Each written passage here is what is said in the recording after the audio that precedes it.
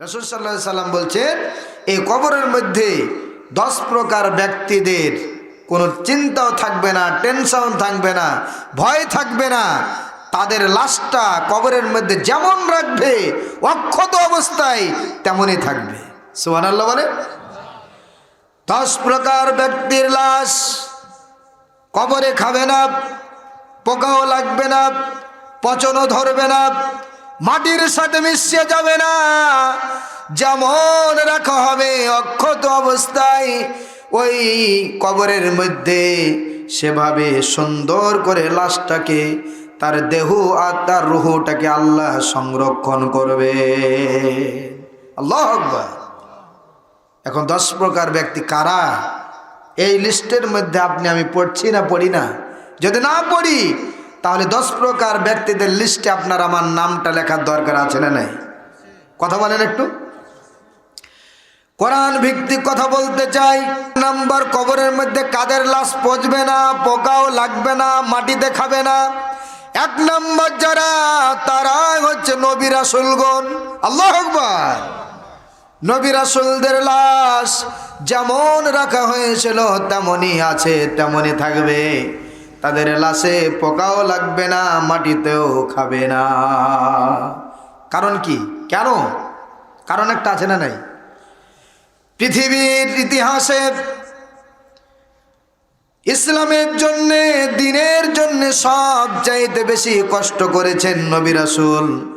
নবী রাসূল যে কষ্ট করেছে, এ কষ্ট আপনি আমি এখনো করি না। করেছি নাকি? করি না। দ্বীনের জন্য, ইসলামের জন্য, আল্লাহর জমিনে দ্বীন কায়েম করতে গিয়ে কোন নবীর কষ্ট হয়নি? একজন নবীর কথা বলেন। সবার কষ্ট হয়েছে, তবে 2 জন নবী নির্যাতিত হননি। ইতিহাস মনে রাখবেন। 2 জন নবী নির্যাতিত হননি, পিটনি খাননি, মারধর খাননি, কিন্তু কষ্ট করেছেন 2 জন নবী। একজন হচ্ছে আদম আলাইহিস সালাম, আর আরেকজন হচ্ছে সুলাইমান আলাইহিস সালাম। কারণ কি? আদম আলাইহিস সালাম যখন আসে, যখন আল্লাহ তাকে পৃথিবীতে পাঠালেন, তখন মানুষের সংখ্যা ছিল না। তো ইসলাম বিরোধী কে হবে? আর ইসলাম বিরোধী না হলে তো মারপিট হবে না, নির্যাতন হবে না। কথা ঠিক কিনা? এজন্য আদম আলাইহিস সালাম বেঁচে গেলেন। কিন্তু তার অন্য দিক দিয়ে কষ্ট ছিল। কি কষ্টটা? আল্লাহ বললেন, হে আদম, ওই জান্নাতের কর্নারে ওই গাছটি আছে, গাছটির তলে যাবে না। ফল খাওয়া তো দূরের কথা, গাছটির তলে যাবে না। শয়তান ওয়াসওয়াসায় পড়ে গাছের তলে গেল, গন্ধবটা খেলো, ভুল করলেন একটি ভুলের কারণে 350 বছর ধরে কাঁদলেন। সুবহানাল্লাহ বলবেন না? তাহলে ভুল করলেন একটি, কাঁদলেন 350 বছর। আপনার আমার ভুল হচ্ছে হাজারো ভুল, কেঁদেছি একদিন। কি কথা বলে? আদম আলাইহিস সালাম কাঁদলেন। আল্লাহ ইচ্ছা করলে আদম আলাইহিস সালামকে এ ভুলের জন্যে প্রথম দিকে তাকে মাফ করে দিতে পারতেন, কিন্তু মাফ করেননি। কারণে যে আমি মাফ এখনো করব না, দেখি আদম আলাইহিস সালাম আমার কাছে এখনো প্রার্থনা করছে না আমার পথ থেকে নিরাশ হয়ে যাচ্ছে। সুবহানাল্লাহ। আদম আলাইহিস সালাম যতক্ষণ ক্ষমা না পেলেন ততক্ষণ কাঁদতেই থাকলেন, চোখের পানি ফেলতেই থাকলেন। 350 বছর যখন হলো, আল্লাহ রাব্বুল আলামিন তাকে ক্ষমা করে আরশে আজিম থেকে আওয়াজ আসলে, হে আদম, তোমার রব তোমাকে ক্ষমা করে দিয়েছে। সুবহানাল্লাহ বলেন। তাহলে মূল কথা এটা বলার মূল কথার কারণ হচ্ছে এটাই যে ইসলামের জন্য, দ্বীনের জন্য নির্যাতিত 2 জন নবী ছাড়া সবাই হয়েছে। তাহলে আপনি ইসলাম মানবেন, জান্নাত চান, আল্লাহর বান্দাও আপনি নিজেকে দাবি করেন, রাসূলের উম্মত দাবি করেন, রাসূলের সাফায়াত দাবি করেন, আর আপনার নির্যাতন হবে না, মামলা হামলা হবে না, মানুষে গালিগালাজ করবে না, গ্রাম ছাড়তে হবে না, পিটনি খেতে হবে না, এমন ইসলামটা সহজ নয়। কথা ঠিক কিনা বলুন? এখান থেকে আপনার আমার শিক্ষা নেওয়া দরকার। 2 জন নবী বাদ দিয়ে আর 1 জন নবী দেখাতে পারবেন না। নূহ আলাইহিস সালাম কালেমার দাওয়াত দিতে গিয়েছে, তার কওমের লোকেরা পিটন দিতে দিতে, মারতে মারতে চামড়া পর্যন্ত ছিলে ফেলে দিয়েছে। শুধু তাই নয়, হাতে পায়ে শিকল দিয়ে বেঁধে মাটিতে ইচ্ছা মতন টেনেছে, চামড়া ছিঁড়ে গেছে, ক্ষতবিক্ষত হয়ে গেল, বেহুশ হয়ে জমিনে পড়ে গেল, বিছানায় শুয়ে থাকলেন। আত্মীয় স্বজন সবাই বলছে, হে নূহ, আর দিনের দাওয়াত দেওয়ার দরকার নেই, এত মারছে। যখনই একটু সুস্থ হয়েছে, হুঁশ ফিরেছে, আবার দাঁড়িয়েছে। না, কালেমার দাওয়াত দিতে দিতে, আল্লাহর কথা বলতে বলতে, দিন কায়েমের পথে চলতে চলতে জীবন যদি চলে যায়, জীবন চলে যেতে পারে, তারপরে নূহ আল্লাহর পথ থেকে ফিরে যাবে না। সুবহানাল্লাহ বলেন। কত বছর কালেমার দাওয়াত দিয়েছেন? 950 বছর। হেদায়েত হয়েছিল কয়জন? 80 জন। কয়জন? তারপরে কি নিরাশ হয়েছিলেন? মন খারাপ করেছিল? এজন্য কালেমার দাওয়াত দেওয়ার দায়িত্ব হচ্ছে আপনার। গ্রহণ কে করবে, কার কপালে হেদায়েত আছে, কার কপালে নাই, এটা দায়িত্ব কার? এজন্যে দিনের জন্য, ইসলামের জন্যে নবী রাসূল কত ক্ষত বিক্ষত হয়েছে, কত কষ্ট করেছে। কোন নবীর কথা বলি? জাতির পিতা হযরত ইব্রাহিম আলাইহিস সালাম, পরীক্ষিত নবী। ইতিহাস মনে রাখবেন, সব চাইতে আদম থেকে শেষ নবী পর্যন্ত যত নবী এসেছেন, সবচাইতে বেশি পরীক্ষা হয়েছে বিশ্ব নবীর, শেষ নবীর। আর তারপরেই দ্বিতীয় নম্বরে পরীক্ষিত নবী যিনি, তিনি হচ্ছে জাতির পিতা ইব্রাহিম আলাইহিস সালাম। যে পরীক্ষাগুলো দিয়েছে কঠিন, তার মধ্যে জটিল কঠিন পরীক্ষার মধ্যে হচ্ছে তিনি ওই নমরুদের অগ্নিকুণ্ডে 1 নয় 2 নয় 40 দিন পর্যন্ত আগুনের মধ্যে পড়েছিলেন। কতদিন? 40 দিন পর্যন্ত। দিনের জন্য কি কষ্ট করলেন। ইব্রাহিম আলাইহিস সালামের পুরা আলোচনা, তার জীবনী বলার উদ্দেশ্য আমার নয়। উদ্দেশ্য হচ্ছে ইব্রাহিম আলাইহিস সালাম আগুনের মধ্যে পড়ে আছে। আপনার আমার ইসলামের পক্ষে চেষ্টা থাকতে হবে, সাধনা থাকতে হবে, টান থাকতে হবে। কেমন? জাতির পিতা ইব্রাহিম আলাইহিস সালাম আগুনের মধ্যে পড়ে আছেন। এই মুহূর্তে যারা ইসলামের পক্ষে ছিলেন, জাতির পিতা ইব্রাহিম আলাইহিস সালামের পক্ষে ছিলেন, তাদের চোখে পানি, হৃদয়টা ক্ষতবিক্ষত হয়ে গিয়েছে। আর যারা নমরুদের চামচা ছিল, নমরুদের পক্ষে ছিল, তারা আনন্দিত করছেন, তারা উল্লসিত হয়েছেন। এই মুহূর্তে ইতিহাস শুনেছেন, 2 জন প্রাণী ছুটে গেলেন। একজন প্রাণী হচ্ছে ব্যাঙ, আর একটা হচ্ছে ডাহিন। 2 জন প্রাণী নমরুদের অগ্নিকুণ্ডিত হয়ে আগুনকে লক্ষ্য করে ছুটে গেলেন। 2 জনের উদ্দেশ্য 2 রকম। ডাহিনের উদ্দেশ্য খারাপ, ব্যাঙের উদ্দেশ্য ভালো। 2টি প্রাণী ওই নমরুদের অগ্নিকুণ্ড লক্ষ্য করে তিনি 2টি প্রাণী ছুটে যাচ্ছেন। রাস্তার মোড়ে দেখা। ডাহিন বলছে, ব্যাঙ ভাই কোথায়? ব্যাঙ বলছে, তুমি কোথায়? ডাহিন সেদিন বললেন, আমি যাচ্ছি, তুমি কি শোনো নাই? নমরুদ একটা অগ্নিকুণ্ড তৈরি করেছে, সে আগুনের মধ্যে জাতির পিতা ইব্রাহিম আলাইহিস সালামকে ফেলে দেওয়া হয়েছে। আমি যাচ্ছি, একটু ফু দিয়ে ওই আগুনটাকে আরো দ্বিগুণ বাড়িয়ে ওই আগুনটাকে প্রজ্বালিত করার জন্য যাচ্ছি। আগুনটা বেশি হয়ে জ্বলবে, আর জাতির পিতা ইব্রাহিম আলাইহিস সালাম পুড়িয়ে দুনিয়া থেকে বিদায় হয়ে যাবে। নাউজুবিল্লাহ বলেন। তার জন্য আমি যাচ্ছি। আর জাতির পিতা ইব্রাহিম আলাইহিস সালাম আগুনে পুড়ে গেলে ইসলামের প্রদীপটা নিভিয়ে যাবে, ইসলামটা ধ্বংস হয়ে যাবে, এই উদ্দেশ্য নিয়ে যাচ্ছি। ব্যাঙ বললে, তুই কপাল পোড়া জাহান্নামের কীট। ডাইন বললেন, ব্যাঙ তোমার উদ্দেশ্য কি? ব্যাঙ বললেন, আল্লাহ তো তেমন আমাকে কোনো হাতিয়ার দেয়নি, মেডিসিন দেয়নি, তেমন কিছু দেয়নি, তবে একটি জিনিস আছে, সেটি হচ্ছে প্রসাব। ব্যাঙকে আপনি যতই ঠেলবেন প্রসাব বের হতে থাকে। অটোমেশন এরকম হয় না?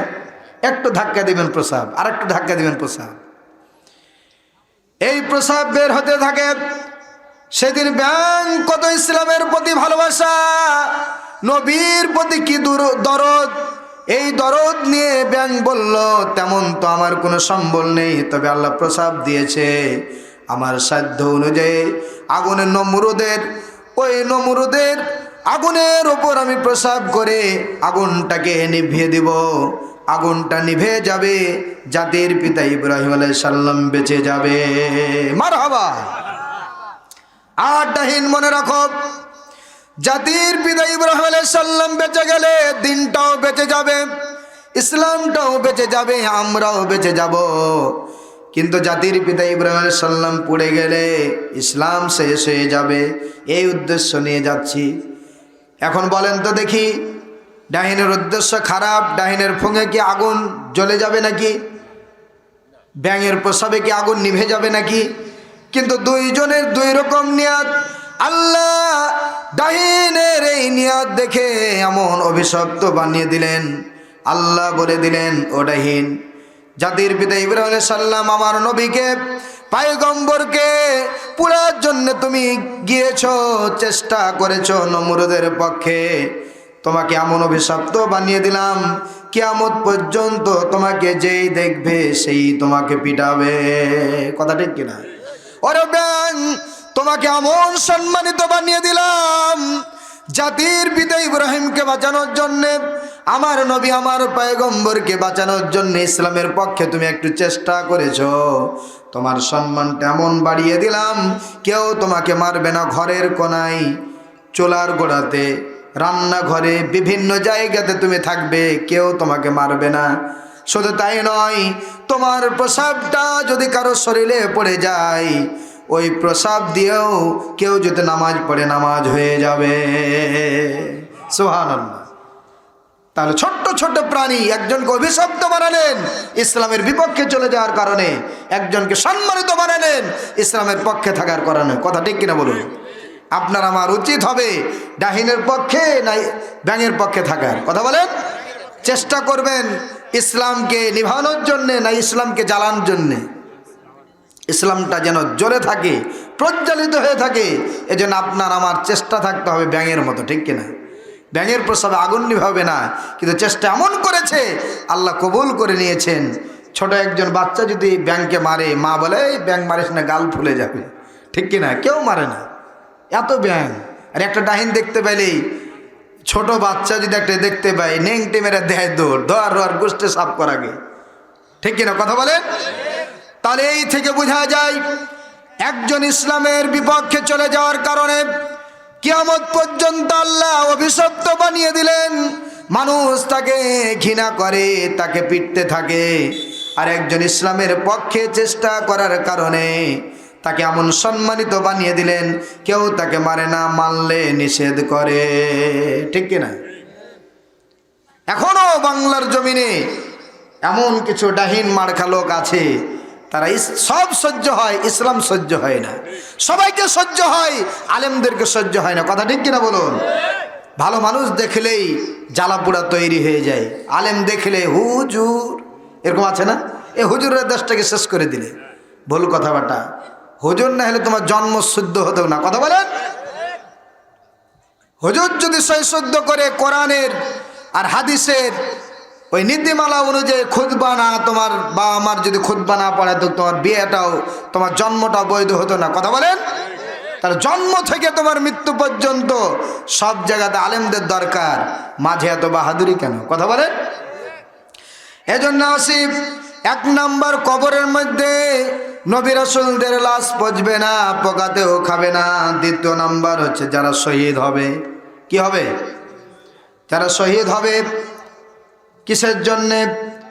দিনের জন্যে, ইসলামের জন্যে, আল্লাহর জমিন, আল্লাহর দিন কায়েম করতে গিয়ে যাদের রক্তরে রক্ত ঝরিয়ে জীবনটাকে আল্লাহর পথে দিয়ে দিবেন, এরাই হচ্ছে শহীদ। আর এদের লাশটা পচবেও না, তাদের লাশটা জমিনে এবং কবরের মাটিতে খাবে না। সুবহানাল্লাহ।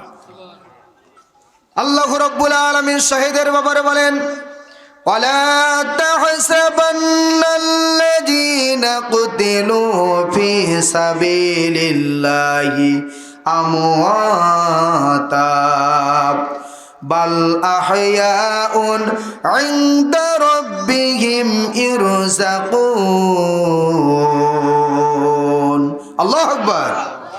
আল্লাহ রাব্বুল আলামিন সূরা নিসার 69 নম্বর আয়াত আল্লাহ বললেন, যারা আমার পথে, আমার দিনের পথে, আমার জমিনে দিন কায়েম করতে গিয়ে, কোরআন বাঁচাতে গিয়ে, দিন বাঁচাতে গিয়ে যারা রক্ত ঝরিয়ে যারা মৃত্যুবরণ করে, তারা কি তোমরা মৃত বলো না? তারা জীবিত।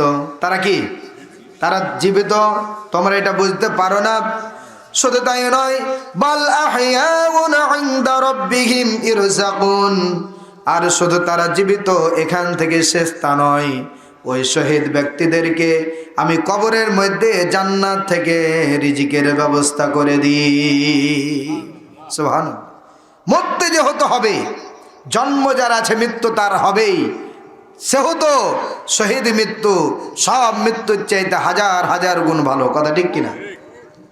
যে মৃত্যুর কোনো যন্ত্রণা নেই। রাসূল বলছেন, পিপিলিকাতে কামড় দিলে যে ওই যন্ত্রণা আঘাত পাওয়া যায়, তার চাইতে অল্প আঘাত হচ্ছে শহীদ মৃত্যুতে। সুবহানাল্লাহ। এজন্যে আবার শহীদ হিসাবে আল্লাহ তাআলা সবাইকে কবুল করে না। করে না কি? সবাইকে কবুল করে না।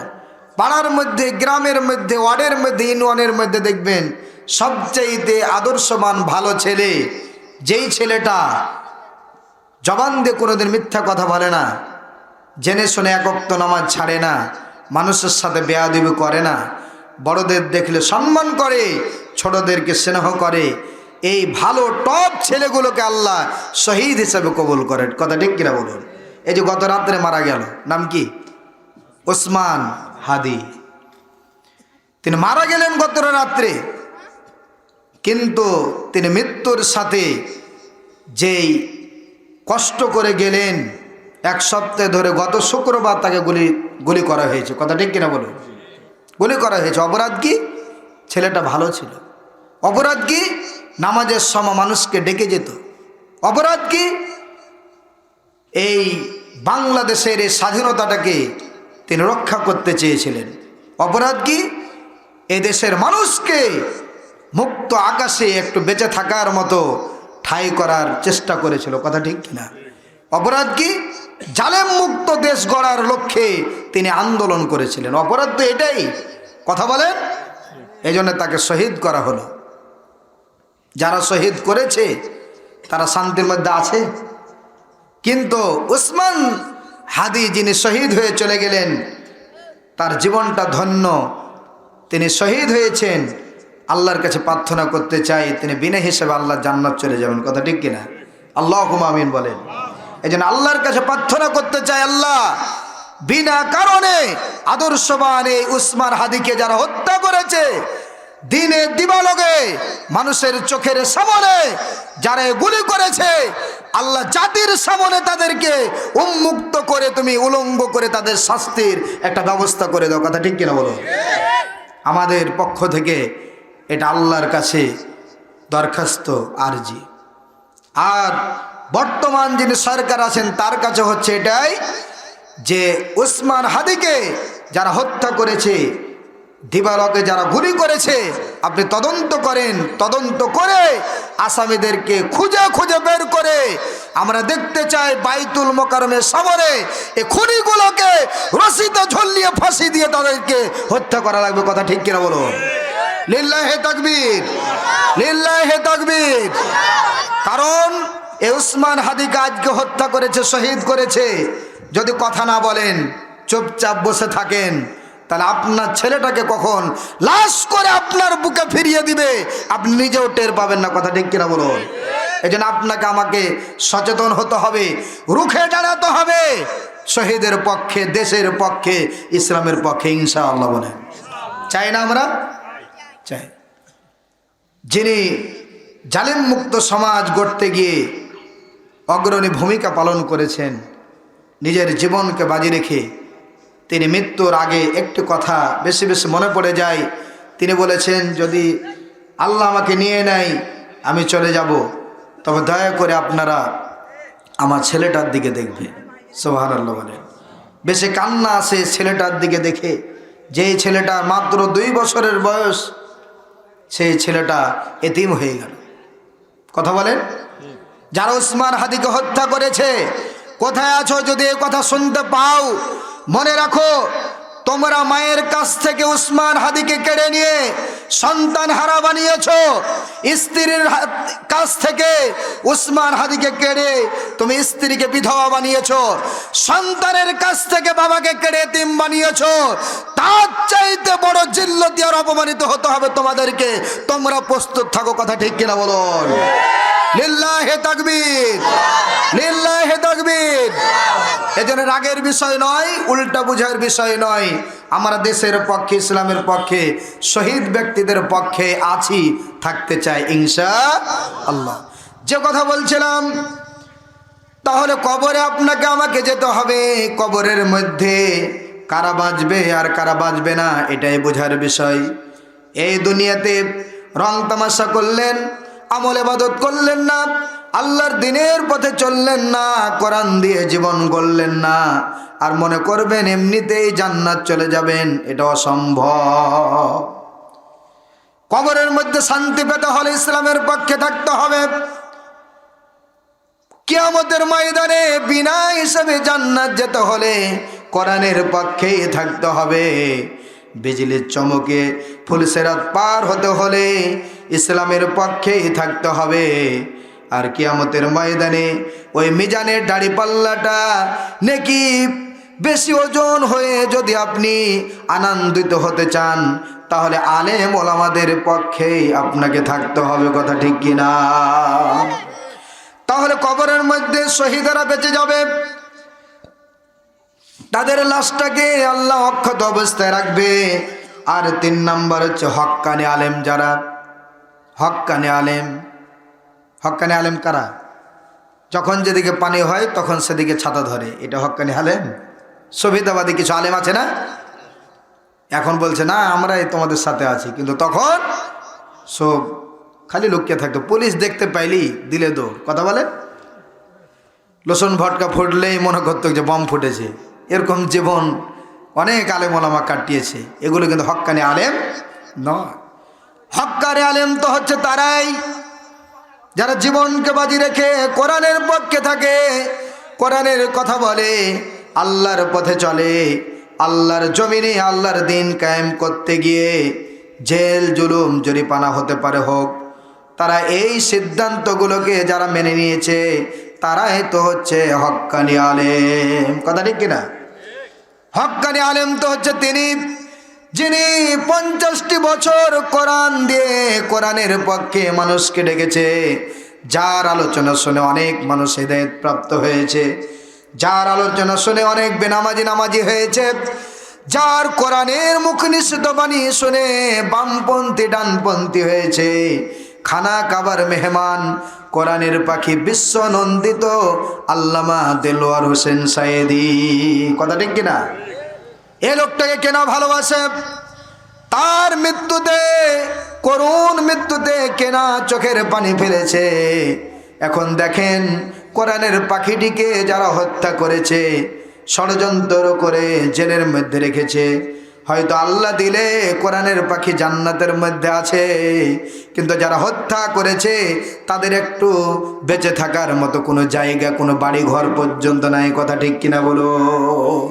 কথা মনে হয় মিথ্যে নাকি? জি, এই জন্য কোরআনের পাখি, বিশ্বনন্দিত কোরআনের পাখি, আমরা মনে করছি শুধু মনে হয় একজন আলেম এই থেকে শেষ, জি না, যার জন্য কাবার দরজা খোলা থাকতো। সুবহানাল্লাহ। সৌদির বাদশাহ যাকে ভালোবেসে মুক্ত হয়ে কাবার ওই গিলাপের এক অংশ কেটে যার গলাতে কালো একটা গিলাপ পরিয়ে দিয়েছিলেন। সুবহানাল্লাহ। শুধু তাই নয়, মসজিদ নববীর 10 জনের শ্রেষ্ঠ ইমাম আব্দুর রহমান সুদাইসি এই কোরআনের পাখি আল্লামা সাইদি সাহেবকে দেখতে পেলেই ওই জাই নামাজ ছেড়ে দিতেন, হুজুর যান নামাজ পড়ান। সুবহানাল্লাহ। শুধু তাই নয়, এই কোরআনের পাখি আল্লামা সাইদি সাহেবকে কপালে, হাতে, গালে, কত জায়গাতে আব্দুর রহমান সুদাইসি যে চুমো দিয়েছেন, আল্লাহু আকবার, বলে বোঝা যাবে না। সুবহানাল্লাহ। সেই কোরআনের পাখি আজ আমাদের বুক থেকে, আমাদের মাঝ থেকে কেড়ে নিয়েছে। যারা কেড়ে নিয়েছে তারা মনে হয় শান্তির মধ্যে আছে নাকি? শান্তির মধ্যে আছে? ভিটামাটি ছাড়া করেছেন কে? এজন্য যারা ওদের পক্ষে ছিল, যদি আমরা তাদের মধ্যে পড়ে থাকি, আল্লাহ আমাদেরকে ক্ষমা করুন, ঠিক কিনা? তাহলে কিয়ামতের ময়দানে কিন্তু আল্লাহ শক্ত করে ধরবে। এজন্যে আসে আল্লাহ রাব্বুল আলামিন প্রধান মেহমান চলে আসবে। আমি আপনাদের পরিচিত বক্তা, যখন ডাকবেন তখনই পাবেন। বক্তা আসার পূর্বে একটু কথা বলতে হয়, তাই কথা বলছি। কিন্তু যে কথা বলছিলাম, এই আলোচনা শেষ করা সম্ভব নয়, অনেক আনুষঙ্গিক অনেক কথা চলে এসেছে। তো হক্কানি আলেমদের ব্যাপারে আল্লাহ রাব্বুল আলামিন কি বলছেন? আল্লাহ রাব্বুল আলামিন সূরা ফাতির 28 নম্বর আয়াতের মধ্যে বলেন, মেহমান কি চলেছে, 28 নম্বর আয়াতে বলেন, ইন্নামা ইয়াখশাল্লাহু মিন ইবাদিহিল উলামা। আল্লাহু আকবার বলেন। আল্লাহ রাব্বুল আলামিন বলেন, বান্দার মধ্যে আলেম যারা আমি আল্লাহকে বেশি ভয় করে তারা। তার মানে বোঝা গেল আলেমেরাই বেশি আল্লাহকে ভয় করে। একজন সাধারণ মানুষ, মানুষের চোখের সামনে অনেক পাপ করতে পারে, কিন্তু আলেমেরা পারে না। আলেমেরা গোপনে কিছু আলেম যদি কোনো ভুল ত্রুটি করে থাকে, আল্লাহ তাদেরকে ক্ষমা করে দেন, কারণ কোরআনের পথে তারা থাকে, কঠোর পরিশ্রম করে, ঠিক কিনা? একজন মুয়াজ্জিন আপনার আগে উঠে মসজিদে আজান দেন, হাইয়া আলাস সালাহ বলে আপনাকে ডাকে, মুসল্লিদেরকে ডাকে, ইমাম এসে কষ্ট করে নামাজ আদায় করে, আপনি ঘুম পাচ্ছেন। কষ্ট কারা বেশি করে? আলেমেরাই। কথা বলেন, আলেমেরাই। এজন্যে আল্লাহ রাব্বুল আলামিন বলছে, বান্দার মধ্যে আলেম যারা আমি আল্লাহকে বেশি ভয় করে তারা। এ কথা কার? আল্লাহ। এই জন্য হক্কানি আলেম এরা এই কবরের মধ্যে বেঁচে যাবে, তাদের লাশটা অক্ষত অবস্থায় থাকবে। আমরা দেখেছি 2009 সালে কি 10 সালে এই যে কলরবের প্রতিষ্ঠাতা আইনুদ্দিন আল আজাদ মারা গিয়েছিলেন। তিনি তো মারা যাননি, তাকে মেরে ফেলা হয়েছিল, ষড়যন্ত্রভাবে তাকে শহীদ করা হয়েছিল। একটা মাহফিলে যাচ্ছিল, তাকে শহীদ করা হয়েছিল। সেই কিছুদিন আগে বন্যার পানিতে তার কবরটা ধসে গেল। কি আল্লাহর হুকুম!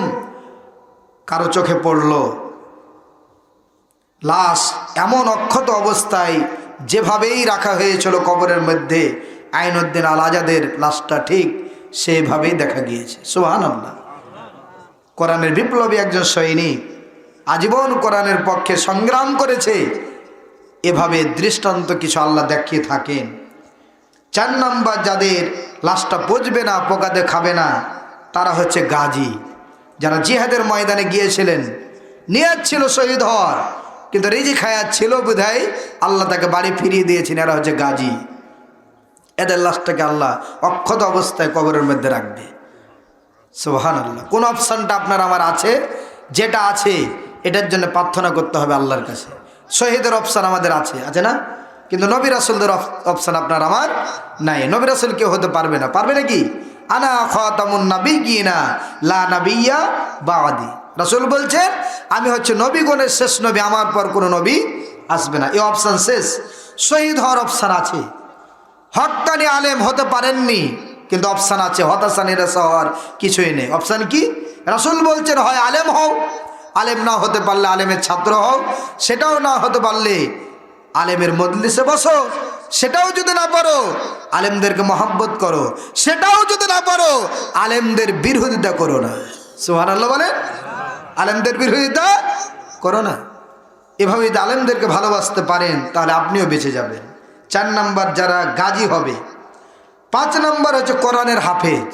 কোরআনের হাফেজ, কোরআনের হাফেজ, কোরআন যারা সিনার মধ্যে রেখেছে, হেফজ করেছে এবং সেই অনুযায়ী আমল করেছে, আল্লাহ তাআলা এদের লাশটাকে অক্ষত অবস্থায় আল্লাহ নিজেই হেফাজত করবে। সুবহানাল্লাহ। কারণ এরা হেফাজত করেছে কোরআনের, তাদের লাশটাকে হেফাজত করবেন আল্লাহ। কোরআন হেফাজত করছে না? এজন্যই কোরআনের হাফেজ আপনার আমার হওয়ার সুযোগ না থাকলেও চেষ্টা করতে হবে। কোরআনের 10টি সূরা যদি মুখস্থ করতে পারেন, এই সূরার বদলতে হয়তো হতে পারে আল্লাহ আপনাকে আমাকে কবরের মধ্যে বাঁচিয়ে দিতে পারে। পারে না? পারে না? পারে না? এই জন্য কোরআনের পক্ষে যারা থাকে আল্লাহ তাআলা তাদেরকে সম্মানিত বানিয়ে দেন। যারা কোরআনের বিপক্ষে চলে যায় তাদেরকে আল্লাহ অপমানিত বানান। এই ইতিহাস আমরা দেখেছি না দেখিনি? এই জন্যেই কোরআনের হাফেজ, কারণ এই কোরআনটা তারা সেনার মধ্যে রেখেছিলেন। আমরা দেখেছি 2012-13 সালে 3 জন সাকিব। কয়জন সাকিব? একজন হচ্ছে সাকিব আল হাসান, একজন হচ্ছে সাকিব খান, আর একজন হচ্ছে নাজমুস সাকিব। কিন্তু কপাল পোড়া মহাপণ্ডিতগুলো যারা ক্ষমতাতে ছিল এই 17 বছর ধরে, তারা এই কোরআনের মানুষগুলোকে চিনতে পারেননি। সাকিব আল হাসান ভালো খেলেছিলেন, ভালো খেলোয়াড় হিসেবে লক্ষ লক্ষ টাকা তাকে উপহার দেওয়া হলো, জমাতে পারে তাই তাকে উপহার দেওয়া হলো। কিন্তু নাজমুস সাকিব ওই সময়তে তিনি সারা বিশ্বের মধ্যে রেকর্ড করে বাংলাদেশের মুখ উজ্জ্বল করে তিনি এই বিজয়ের কালেমাটা, বিজয়ের মালাটা, উপহারটা তিনি ছিনিয়ে নিয়ে এসেছিলেন। কপাল পোড়া আমাদের এই পণ্ডিতগুলো ক্ষমতাতে যারা ছিল, তারা একটা গোলাপ ফুল দিয়েও নাজমুস সাকিবকে বরণ করতে পারেনি। কথা ঠিক কিনা বলুন? এটা আমাদের দুঃখজনক হলো, এই কথা সত্য। এজন্যই কোরআনের হাফেজ তারা কবরের মধ্যে অক্ষত অবস্থায় থাকবে, তারা বেঁচে যাবে। এজন্য কোরআনের হাফেজদেরকে ভালোবাসবেন, সূরাগুলো মুখস্থ রাখবেন। 6 নম্বর হচ্ছে মুয়াজ্জিন, যারা আল্লাহর মিনারে দাঁড়িয়ে, মসজিদের মিনারে দাঁড়িয়ে হাইয়া আলাস সালাহ, মসজিদের দিকে আসো, হাইয়া আলাল ফালাহ, আসলে কল্যাণ হবে, এই বলে যারা কনকনে শীতের রাত্রে ঠান্ডা পানি দিয়ে উজু করে মানুষকে ডেকেছে, এই মুয়াজ্জিনগুলোকে আল্লাহ ওই কবরের মধ্যে বাঁচিয়ে দিবেন, তাদের লাশটা অক্ষত অবস্থায় থাকবে। সুবহানাল্লাহ। শুধু তাই নয়, রাসূল বলছেন কিয়ামতের ময়দানে সবার উপরে মুয়াজ্জিনদের ঘাটটাকে আল্লাহ উঁচু বানিয়ে দিবেন। সুবহানাল্লাহ। আল্লাহর উঁচু নামটাকে মুখ দিয়ে উচ্চারণ করেছে, সম্মানিত বানিয়ে কিয়ামতের ময়দানে তাদেরকেও আল্লাহ উঁচু বানিয়ে দিবে। মুয়াজ্জিন আজান দেওয়ার দরকার আছে না নাই? মুয়াজ্জিন আমাদের সমাজে আছে না নাই? আছে। এই জন্য মুয়াজ্জিন যারা হবে, ইসলামের প্রথম মুয়াজ্জিন হচ্ছে বেলাল রাদিয়াল্লাহু তাআলা। তার 2টি কারণে আল্লাহ তাআলা সবার আগে জান্নাতের মধ্যে কবুল করেছেন। সুবহানাল্লাহ বলেন, আলহামদুলিল্লাহ। 1 নাম্বার, তিনি প্রসাব পায়খানা করলেই ওযু করতেন, বের হওয়ার পরেই ওযু করতেন, আর ওযু করলেই 2 রাকাত নামাজ পড়তেন। আর কি, তিনি স্বার্থ ছাড়াই আল্লাহকে রাজি খুশি করার জন্যে তিনি মিনারে দাঁড়িয়ে আজান দিতেন। এ কারণে আল্লাহ রাব্বুল আলামিন সবার আগে বেলালকে কবুল করলেন জান্নাতে। বিশ্বনবী মিরাজে গিয়ে বেলালের খড়মের আওয়াজ শুনে এসে বলছে, বেলাল কি এমন আমল করো যে আমি জান্নাতের মধ্যে তোমার খড়মের আওয়াজ শুনেছি। সুবহানাল্লাহ। তাহলে মুয়াজ্জিন হতে হবে, আজান শিখতে হবে। তারপরে 7 নাম্বার হচ্ছে আদিল বাদশাহ, যারা ন্যায় পরোয়ান, সত্য সঠিক বিচারক, যারা কোরআন দিয়ে বিচার করেছে, যারা সঠিক বিচার করেছে, আল্লাহর ভয় নিয়ে বিচার করেছে, আল্লাহ তাআলা কবরের মধ্যে তাদেরকে বাঁচিয়ে দিবেন। কিন্তু যারা কোরআন দিয়ে, ইসলামের বিধান দিয়ে যারা বিচার করেনি, তাদেরকে আল্লাহ ধরবেন। ঠিক কিনা বলুন? আল্লাহ রাব্বুল আলামিন বলেন, ওয়ামান লাম ইয়াহকুম বিমা আনজালাল্লাহু ফাউলাইকা হুমুল কাফিরুন। আল্লাহ বলছেন, আমার নাজিলকৃত বিধান দিয়ে যারা বিচারের ফয়সালা করে না, তারা কাফের, তারা কাফের। ফাউলাইকা হুমুজ জালিমুন, তারা জালেম। নাউজুবিল্লাহ। বলেন তো 17 বছর কোরআন দিয়ে বিচার হয়েছে? হচ্ছে? এখন হচ্ছে কি? হচ্ছে না। কিন্তু কোরআন দিয়ে বিচার হোক, কোরআন দিয়ে সমাজ চলুক, এটা আমরা চাই না, চাই না।